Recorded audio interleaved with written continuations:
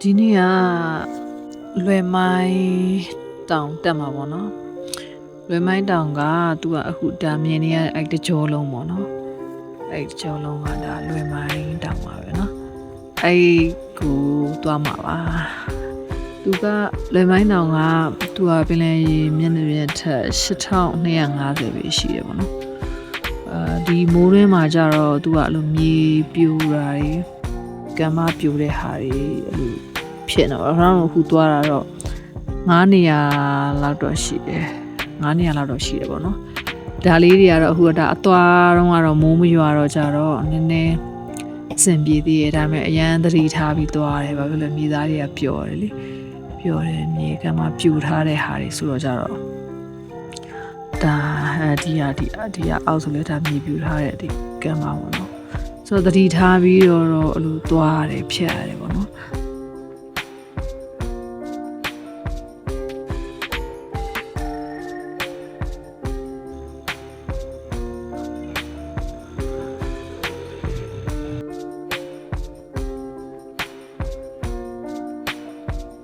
ဒီလမ်းတစ်လျှောက်ကတော့အကုန်လုံးလာတယ်မိုးရသည်ဆိုတော့ကြတော့အကုန်လုံးတက်တဲ့အချိန်မှာပဲမိုးကရွာလာတော့အဲ့နဲ့မိုးကားတွေထုတ်ပြီးတော့ဆက်တက်ကြတယ်ပေါ့နော်အရင်နားလို့တော့မရအောင်မိုးချုပ်သွားမှာဆက်လို့လေဆိုတော့မိုက်တယ်ပေါ့နော်အကုန်လုံးမြင်သမျှအရာအကုန်လုံးကအရန်လှတယ်အရန်လှတယ်ဟိုဗီဒီယိုရိုက်တာနဲ့ဒီဓာတ်ပုံရိုက်ဒါနဲ့တော့တူတော့မတူဘူးเนาะအပြင်မှာမြင်ရတဲ့ဟာကတော့တကယ်ရစအပြည့်ပေးနိုင်တဲ့ဟာပေါ့လေဒီနေရာလဲမြေကမ်းမပြိုတဲ့နေရာတစ်ခုပေါ့နော်ဒီဟာဆိုလဲအနေများတယ်ခိုက်ကစောင့်ခေါ်တာဗီဒီယိုမရိုက်ပါနဲ့ဒီလိုပဲအာရုံစိုက်ပါဆိုပြီးတော့သူကကြောအော်ပြောတယ်တော့လဲရတယ်ခဏလေးရိုက်မယ်ဆိုပြီးတော့ရိုက်ပြီးတော့ဒါဖြတ်တဲ့အချိန်ကျတော့မရိုက်ပါဘူးတေချာဖုန်းထည့်ပြီးတော့မှဖြတ်တာပေါ့နော်အခုဒီဟာကိုဖြတ်ဖို့အတွက်ကိုအဲ့ဒါမြန်လေးအဲ့တစ်ဖြတ်ကိုရိုက်တာဒီကတော့ဒါရမမကတ်ထားလို့ဒါတော့ရှောက်တဲ့ဟာမှရိုက်လို့ရအခုတမန်ဆိုဒါဆိုအသေးရစရာအဲ့လိုချီဒါဆိုဒါနည်းနည်းရှောက်လို့ရနေသေးရဲ့အဲ့ထက်ရှောက်လို့မရတဲ့2နေရာရှိတယ်အခုဒါကနည်းနည်းတော်သေးတယ်ရှောက်လို့ရတယ်ပေါ့နော်ဒါတော့ရှောက်လို့ရတယ်ဆိုတဲ့အထဲထဲမှာပါသေးတယ်ဒါအသွားပဲရှိသေးတယ်ဒါမိုးနည်းနည်းရွာထားတာအဲဆိုနည်းနည်းရှောက်လို့ရနေသေးတယ်နေတာတော့အခုဒါအနောက်ကလူကြီးဖြတ်တာအဲ့မှာကြည့်လိုက်အဲဆိုရင်ကျင်းလေးအသေးချာထိမိနင်းပြီးတော့သူကဖြတ်ရတယ်ကွာတော်တော်တတိထားရတယ်ပေါ့နော်ဒါအသွားမှာမိုးနည်းနည်းရွာထားတာဒီလိုပဲရှိသေးတယ်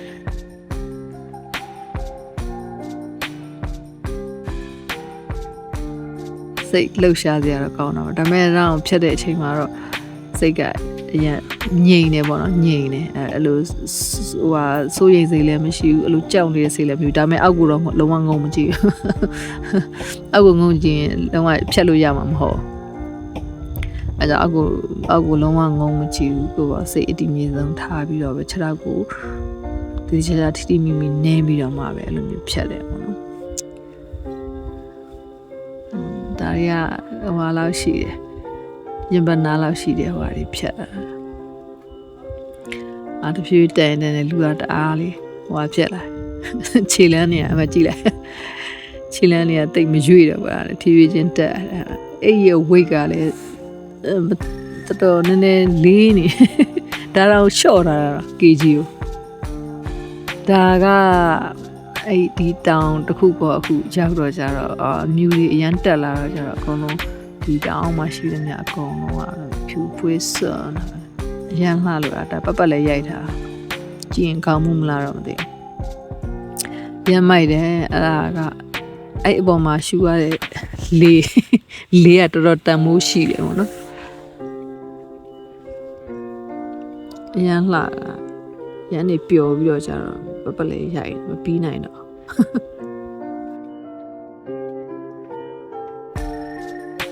ဒီဘက်တထောင်နာတဲ့အပင်ပေါ့နော်တော်တော်လှလို့ရိုက်ထားဒါဆိုလည်းတဲ့မြူတွေတက်လာတယ်အဲ့မှာနီနီလေးမြင်ရတယ်တွေ့ရမလားအဲ့နီနီလေးမြင်အဲ့ဒါတစ်စပန်းနေနော်တ သူကသူအလေးကြပေါက်နေတာ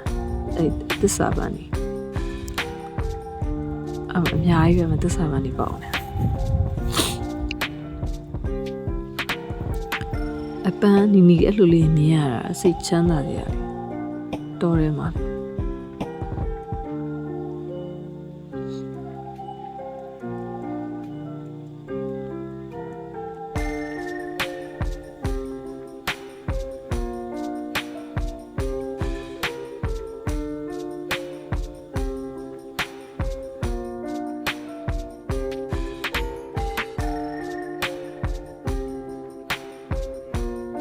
ဒီမှာမြင်ရသမျှအကုန်လှဒါရိုက်လို့ရသလောက်လေးပေါ့နော်မိုးနည်းနည်းတိတ်သွားလိုက်ဖုန်းထုတ်ပြီးတော့အဲ့လိုရိုက်လိုက်ပေါ့နော်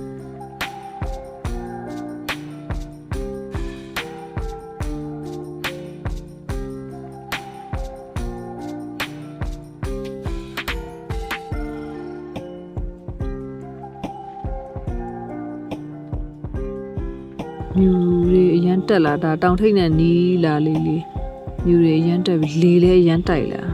အခုဒါဒီနေရာဆိုရင်အဲ့ဒါမြေပြူထားတဲ့အလူကပရန်တစ်ခုပဲပေါ့နော်အဲ့နောက်ဆုံးတောင်ထိပ်နားရောက်ခံနေပေါ့အဲ့ဟာလုံးဝတကယ်ဘို့လို့ခေါ်မှာတော်တော်တတိထားပြီးတက်နေရပေါ့နော်အခုရောင်းပဲကြည့်လိုက်အဲ့ဒါအဲ့နားမှာအကြာကြီးပဲအဲ့ဒါအလေမှာရောက်နေပြီအဲ့ဒီမြေပြူထားတဲ့ဒီကပရန်ပေါ့နော်အဲ့ဖြတ်တဲ့အချိန်မှာဒါအလေမှာတော်တော်ကြာနေလို့အဲ့ဒါဂိုက်ကပြန်လှည့်လာပြီးတော့အဲ့သူ့ရဲ့ဒီဟိုရောင်းရဲ့ဒီ walking stick ကိုသူကလာယူပြီးအဲ့ walking stick နဲ့ထောက်ပြီးတော့ဒီဘက်ကိုကူးလို့မရအောင်လက်နှစ်ဖက်လုံးအဲ့ဒီမြေဒီကပရန်ကိုထောက်ပြီးတော့မှခြေထောက်ကိုထိထိမိမိနင်းပြီးတော့မှဖြတ်လို့ရတယ်အဲ့သူကပြန်လာပြီးတော့ကျတော့ရောင်းတဲ့ခေါက်ပြန်လာခေါ်ပြီးသူပြောပြပေးတာပေါ့နော်အဲ့ဘယ်နာအောင်နင်းဘယ်လိုနေအောင်လဲဆိုသူလိုက်ကြည့်ပေးတာပေါ့နော်ရောင်းတော်တော်အနေရှိတဲ့နေရာပေါ့နော်အဲ့ဒါတော်တော်ခက်ခဲဖြတ်ရတဲ့နေရာပေါ့နော်အဲ့ဟာဖြတ်ပြီးတော့အခုဒီပေါ်မှာအဲ့မှာအလင်းနဲ့ပေါက်နေနေရတယ်ဆိုအဲ့လင်းပေါက်နေနေရတယ်သူဒါဂိုက်ကသူပြောတာပေါ့လေဒါဆိုရင်တော့ရောက်တော့မှာပေါ့သူကတော့အဲ့လိုပဲရောက်တော့မှာ ਨੇ ရောင်းလို့အဲ့လိုပဲသူကမရရအောင်သူဆွဲခေါ်ပါပေါ့နော်အဲ့ဒါဆိုရင်ဒါတောင်ထိန်နာရောက်လာတော့အဲ့မြူတွေအရန်ကြာတာအခုဒါဆိုရင်ဒါတောင်ထိပ်ကိုတက်ပြီတောင်ထိပ်ပေါ်သူတက်ပြီပေါ့နော်အဲ့မှာရင်လည်းတော်တော်တက်ရတယ်တောင်ထိပ်ရောက်ခံနေလေပိုတက်လေပုံစံမျိုးတော့ဖြစ်နေတာဒီမှာအဲ့ဒါကတော့ရိုက်ထားနေရိုင်နေလိမ့်မှာဆိုအောက်ကိုကြည့်ပြီးတော့လေခြေမချောအောက်ကိုကြည့်ပြီးတော့ရှောင်းနေတာဆိုတော့ဖုန်းကနည်းနည်းလှုပ်တော့ဖြစ်နေတယ်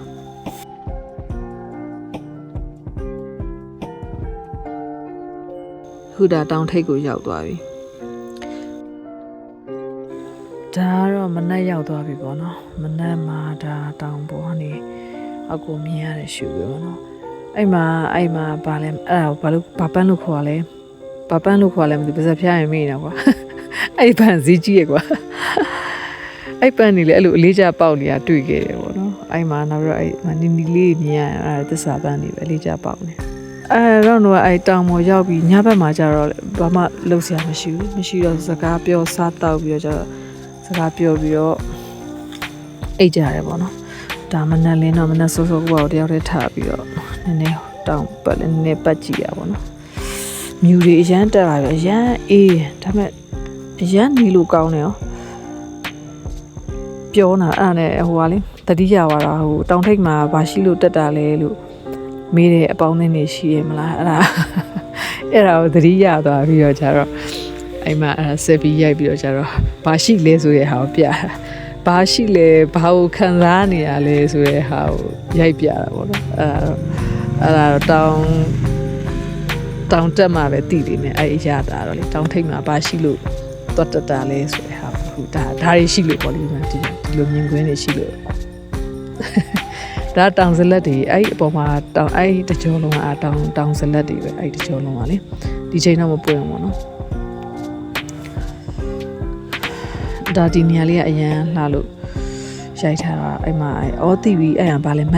လေးတိမ့်တုံလို့ခေါ်လာမသိဘူးအဲ့ပန်းကိုလေအစုပ်လိုက်ပွင့်လာလေမှားရင်လည်းမှားလိမ့်မယ်နော်မသိဘူးဒါပေမဲ့အဲ့ပန်းအစုပ်တစ်ခိုင်မှာဆိုလို့အစုပ်လိုက်ဒီလေအဲ့မှာ အဲ့မှာရှိတယ်အများကြီးပဲ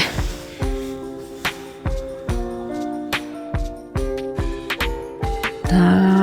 မြေကြီးအရန်ကြာတော့ဒါပြန်ဆင်းလာပြီဘာလို့မိုးတောက်လျှောက်ရွာနေတော့လေဖုန်းထုတ်မရိုက်နိုင်တော့ဒါအရန်ကိုလှလို့ဒါဖုန်းထုတ်ရိုက်တာအခုဒီမှာကြည့်ဒါနောက်ထပ်အဲ့မြေပြိုထားတဲ့အဲ့လိုကပယံတစ်ခုဒါထပ်ဖြတ်တာပေါ့နော်ထပ်ဖြတ်တာဒါကလေ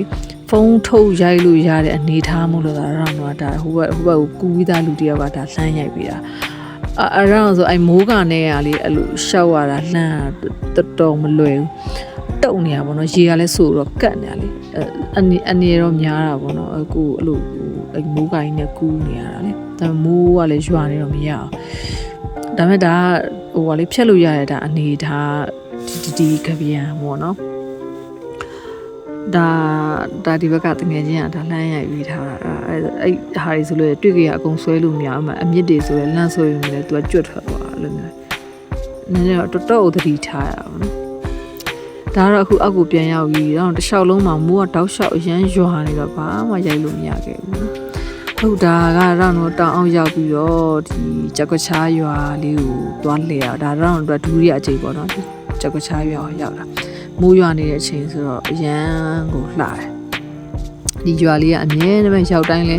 အရန်စိတ်ချမ်းသာတယ်ဘယ်တော့မှလည်းအမိုက်မရှိဘူးလူတွေအကုန်လုံးကလည်းအေးစစ်စစ်ပဲကြည်ရတယ်အရန်စိတ်ချမ်းသာဖို့ပေါ့ဆိုတော့လွယ်မိုင်းခီးစဉ်လေးကဒီလောက်နဲ့ပဲအဆုံးသတ်လိုက်ပါပြီ